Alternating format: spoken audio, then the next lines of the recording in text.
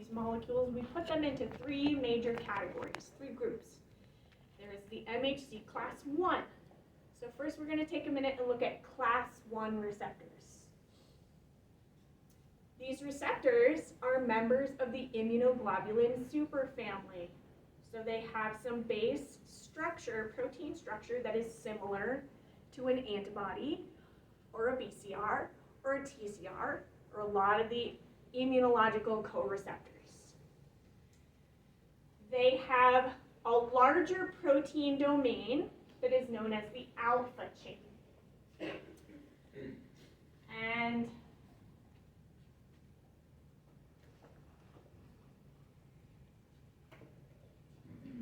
the alpha chain has a structure that looks something like this. So here's my membrane, here's the chain, and it's got this little pocket, right? So this is what our alpha chain looks like.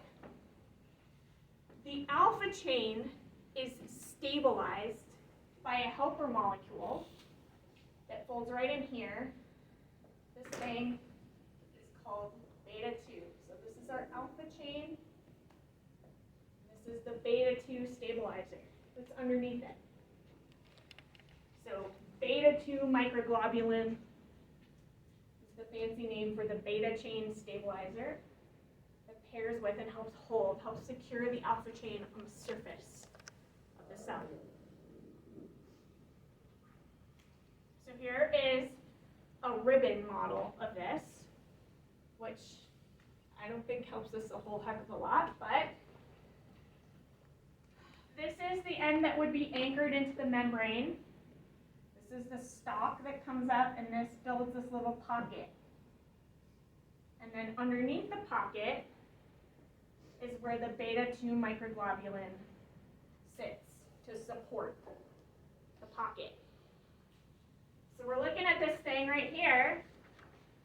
This is the peptide binding groove. This is where antigens that have been processed by cells will be loaded into and displayed. They're going to be held in this little pocket. This picture right here is looking at the pocket from the top down. So the pocket is below me and I'm looking down at it. And what this is it's a cradle.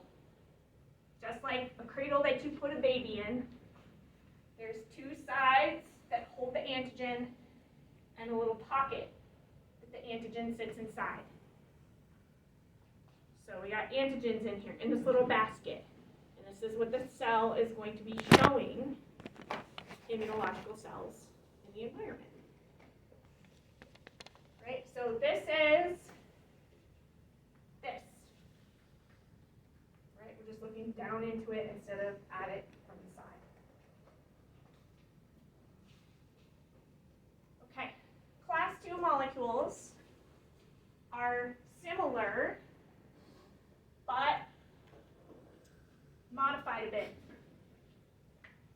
Can I draw my ugly? Can I get rid of my ugly drawing here for you and put a new ugly drawing? Okay. So now, got my membrane. I've got one receptor. And I've got another piece binding together. So this is a class 2 molecule, also a member of the Ig superfamily. We have an alpha chain and a beta chain. So we're going to call this guy beta, call this guy alpha. So both chains in this case pass through the membrane. See, got intramembrane pieces, stalks, sticking in here. And the peptide binding cleft is made by the two pieces coming together. This binding cleft is actually a little bit bigger than the class 1 binding cleft. Class 1 binding cleft holds things that are maybe like 8 to 10 amino acids. This holds things that are like 13 to 18. write that on the first slide? Yeah. Okay, 8 to 10. Okay. So this is what it looks like in the ugly ribbon model. I got one stalk, it comes up. I got the other stalk, it comes up. We got the peptide binding groove between the two chains. And if we look top down, it's a cradle. It's just a little bit wider, a little bit bigger than the class 1 cradle. What binds in here? Antigens.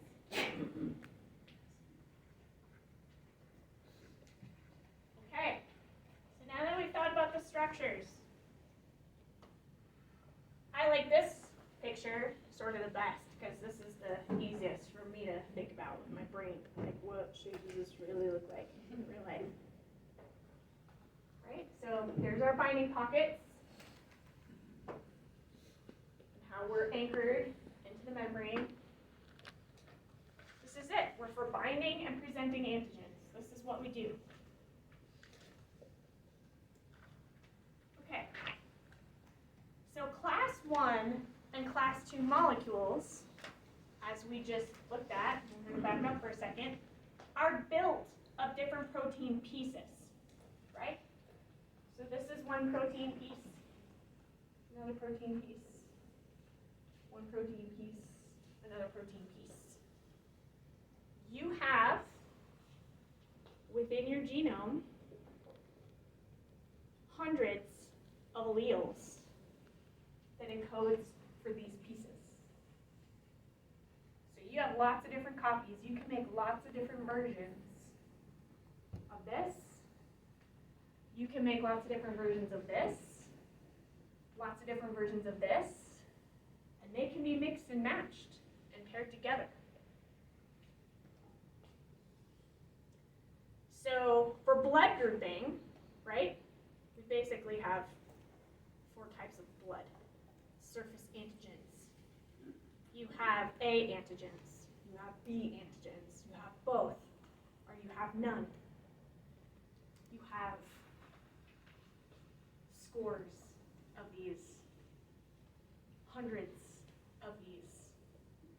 And these receptors need to be compatible with your immune system, or the immune system we're asking to use with these cell types in order for compatibility to be achieved. So this is why they're called the major histocompatibility complex. Histo, tissue, compatibility. We've got to find people who have the same alleles to encode for these structures to be able to mix and match tissue between them. Just like I have to figure out what blood surface antigens you have to be compatible with you. I'm O negative. I have no blood surface antigens. So the only other people I'm pairing with are people with no other blood surface antigens. It's everybody else's lucky day. You can all have my blood, but I can't necessarily have yours. We have to match.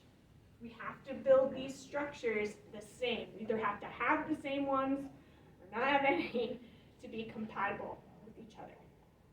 And that's what this is really getting at. Yes? So for example, if you have a tissue rejection because the antigen receptors don't match, would an immune cell basically detect that those receptors are foreign and then begin to attack them? You got it. So I'm going to teach you something kind of cool about T cells. T cells use these receptors exclusively to look at antigens. So B cell, BCR are floating around, B cell can just find stuff and be like, okay, I found it. What cytokines are in the environment? What's going on? Is there a helper cell around me who's giving me cues, right? Then I'll know what to do. T cells can only see antigens that are presented in these cradles. And when they see what's presented in the cradle, they actually examine the cradle and the antigen. in order for the T cell really to be able to see the antigen, it first must bind to the cradle and say, oh yeah, okay, I like this cradle, this is cool, this is mine. Let's look and see what's inside. So there's a two-step process for T cells. The other analogy that I like to think about this is a handshake. You have an MHC receptor is carrying an antigen. A T cell is using its TCR. They have to have a handshake. The hands have to fit together. And then the T cell can look at what is inside the hands. So T cells actually look at two things. They look at these receptors, and then they look at what is being presented inside the receptors. Okay. So now I've just told you that we build these from hundreds of different allelic variants that exist within our genome. So you and I have hundreds of different alleles carried in our chromosomes to encode for that alpha receptor or for the alpha and beta receptor that build the MHC2. So we express these, and because of the variability of these things pairing together, because of the variability of the way that they're encoded, this also adds variability in what antigens can bind in the cleft. So as I mentioned, and it is written here, these antigen receptors, or class 2 receptors, are slightly larger. They can hold a peptide that is anywhere between 13 to 18 amino acids. But the way I encode that peptide might change how deep or how shallow or how narrow or how wide the binding cradle is. Same thing goes for you. Variability in your genome will change the amino acids that are encoded in here. It will change the size, the charge, the shape. So the variation that we encode helps make for variation in what can be bound in the little cradles, what antigens we can bind and what we can express. This is good for us because while we're loaded with pattern recognition receptors and innate immune cells that are cruising around looking for those patterns, we are also bombarded and inundated with antigens that don't belong to those patterns.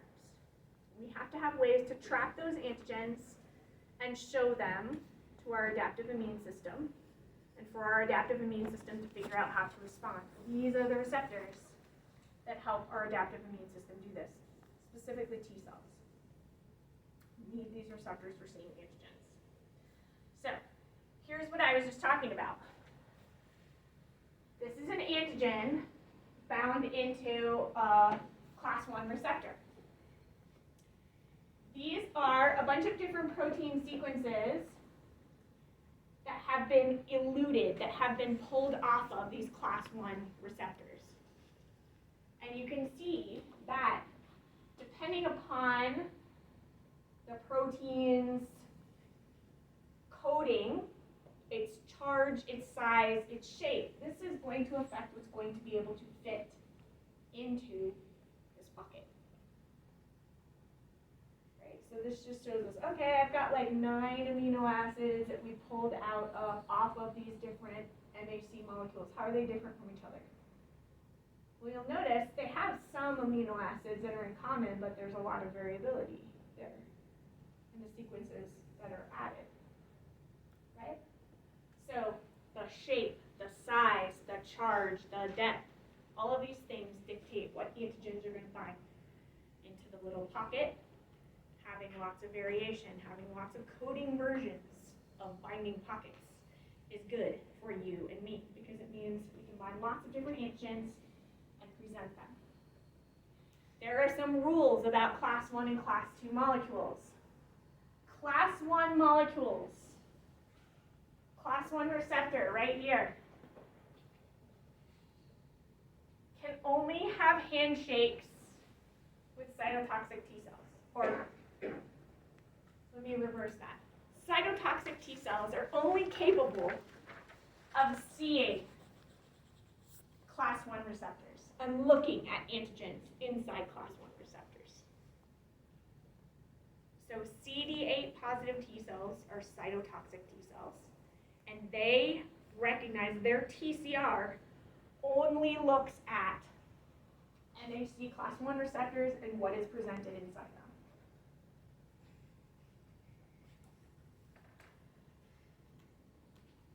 CD4 positive T cells, helper T cells,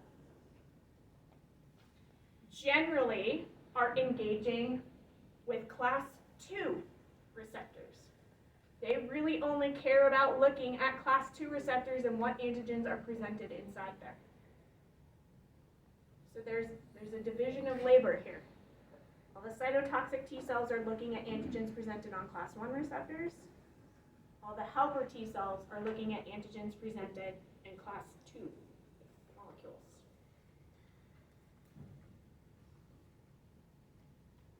Right, so this is just, again, looking at differences between, so this was a class 1 binding molecule. This is a class 2 molecule. What happens? What diversity of antigens, size, shape, coding can we pull out of those binding pockets?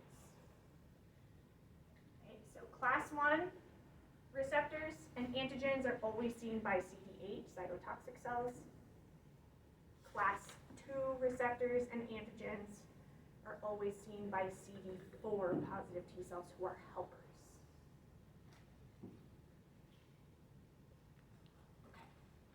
There's also a third group of MHCs. These encode for almost exclusively cytokines, hormones, cytokines, chemokines, and complement proteins. So the genes that encode for your tumor necrosis factor alpha protein are considered class 3 MHC genes. The genes that encode for your version of complement protein C2 are considered MHC class 3 molecules. The reason why they're considered class 3 molecules is because they're often signaling molecules, hormones, complement proteins that are critically involved in activating immune responses. Hormones that the adaptive and innate immune system must respond to in order to work. So that's what's here with C proteins. These are C-reactive proteins. These are complement.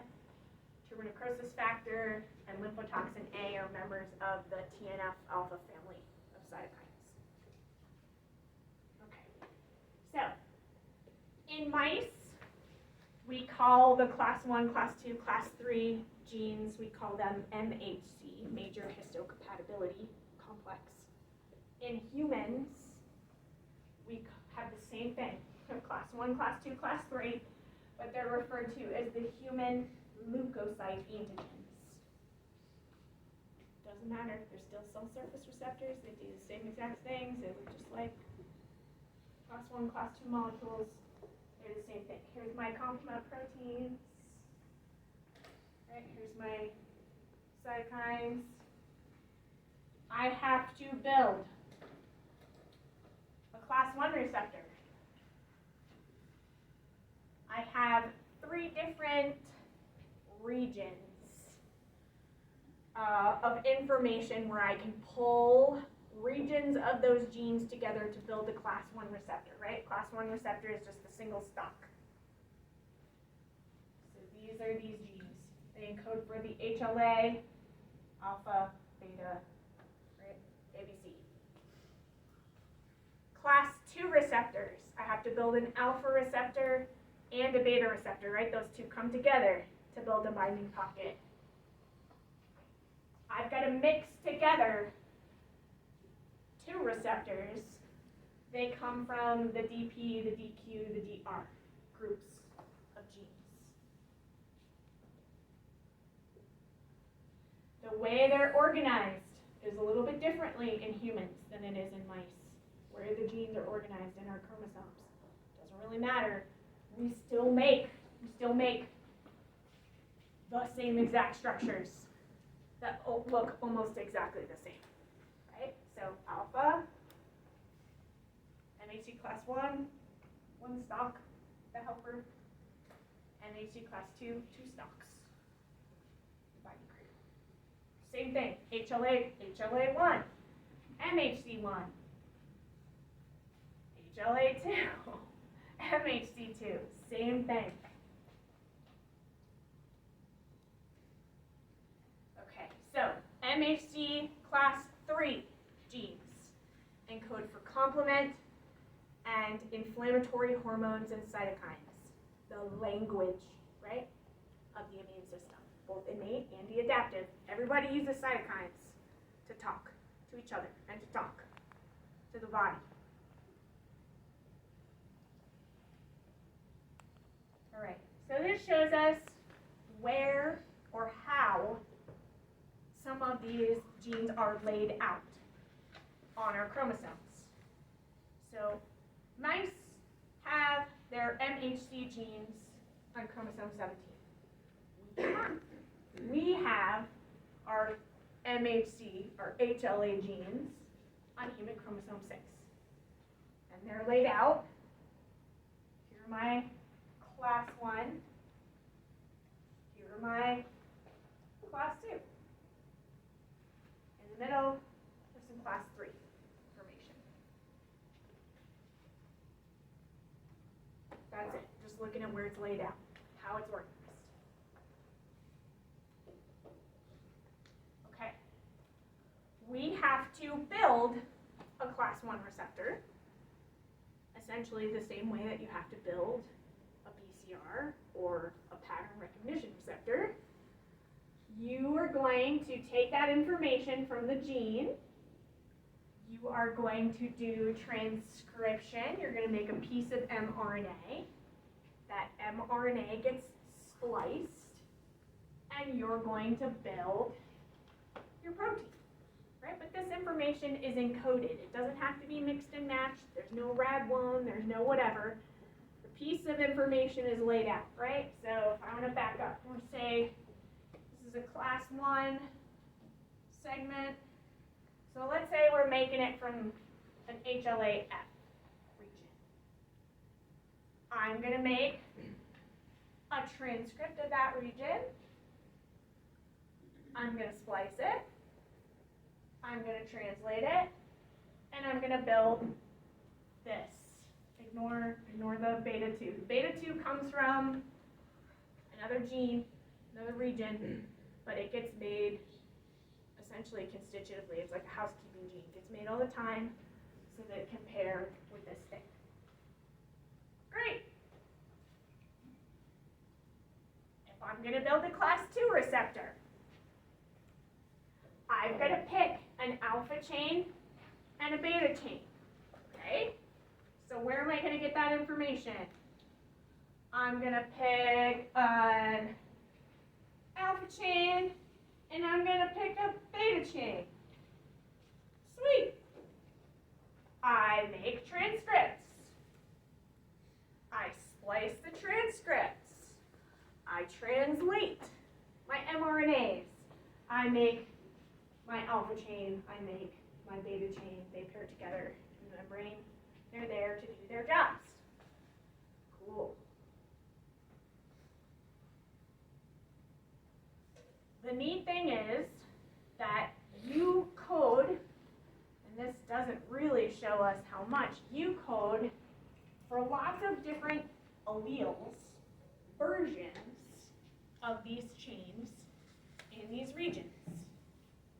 Right, so let's just say, making it up, there are 8 different versions of DP alpha, and they're all right here in this region.